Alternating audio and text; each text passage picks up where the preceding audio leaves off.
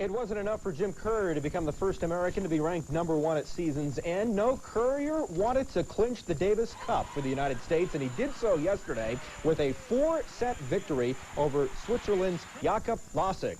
Courier clinching only his 3rd Davis Cup victory in 8 matches as Team USA walks away with its 30th Davis Cup crown.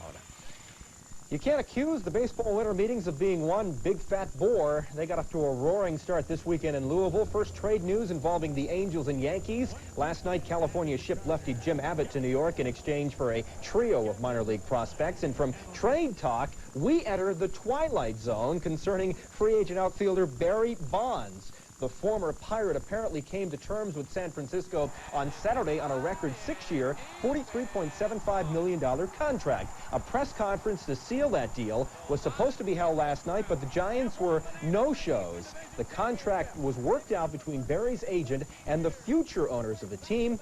Current owner Bob Lurie refused to approve the deal, so that multi-million-dollar contract is on hold, at least for now. Stay tuned. There's more of the CNN Morning News after this break.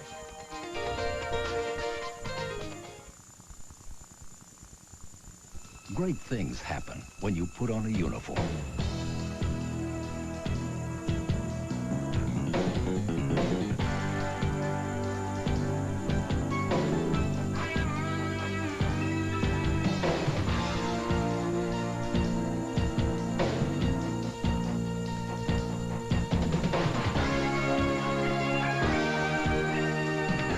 Aratex, America's largest uniform service company. In business, a lot can happen. If you want to keep up every week, you have a choice. Not Forbes, not Fortune. You can read BusinessWeek, or you can read a week of the Wall Street Journal. Either way, you'll find out all you need to know. The question is, how much time are you willing to spend in the process? BusinessWeek is designed for busy people. One look at the cover and you'll know exactly where to turn inside.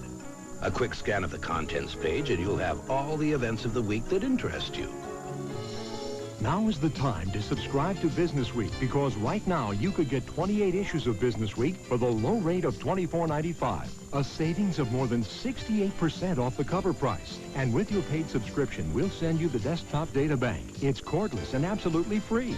Here's how to subscribe. Call 1-800-241-7400 today to receive 28 issues of BusinessWeek for only $24.95. That's 1-800-241-7400.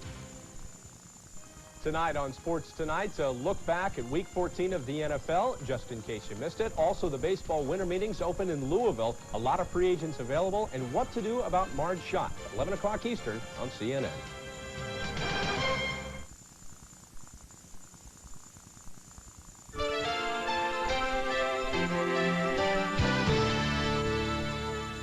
In an effort to provide consumers with better nutritional information about their foods, the Bush administration has enacted new food labeling standards. As CNN's Eugenia Halser reports, many companies are now scrambling to make the 1994 deadline. Hundreds of thousands of new food labels will be rolling off the presses in the next 18 months as businesses try to meet a government deadline for helping consumers decipher how healthy their products are. We're going to be under a tremendous time period to change all food labels at once, and so there will be an information crunch almost. The people who run this Baltimore plant say the actual printing of the labels is the least of the food companies' worries. It's the design changes that really trouble them. The new nutrition chart required on virtually every processed food product contains a lot more information than in the past and will have to be squeezed somewhere. Take these labels for canned peas. This is going to be a problem with the new laws, because where on this label will there be the room to put the new information? Many food companies will either have to reduce the size of their logo to accommodate the nutrition panel or redo their labels entirely. The estimated cost, $2 billion. Beyond labels, companies may have to redo nutritional analysis of their products.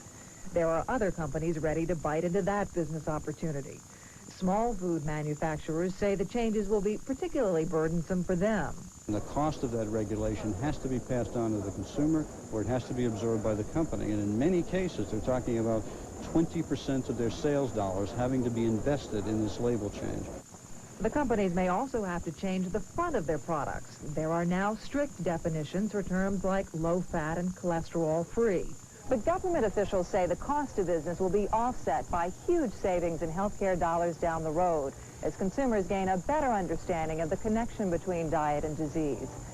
Eugenia Halsey, CNN, Washington.